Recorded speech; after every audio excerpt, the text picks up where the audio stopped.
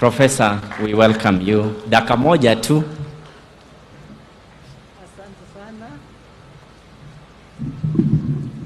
Hamjambo. Hamjambo tena. It's a great pleasure to be here today. Mutembei is there. Papa, please stand.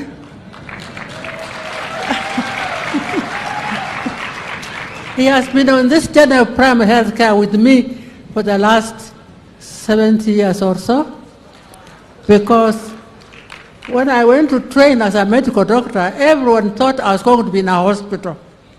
Even I thought so. Until in the process of studying medicine, sorry, wakubwa wangu, Your Excellencies, the President, I am a village girl. So when we started this study, people said, we thought you were going to study medicine. Now you are in the village.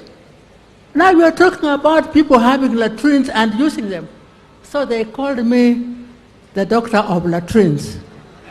And for many years, my medical colleagues called me Professor of Latrines and dismissed me.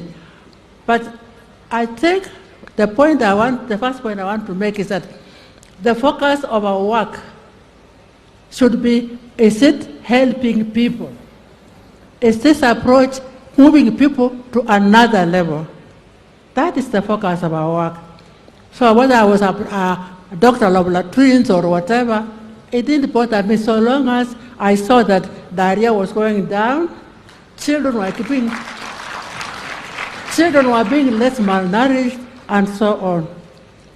So this is the approach that I think we should, and I'm very happy to be here today because I can see that the leadership of the Ministry of Health is pushing the approach to improve health services.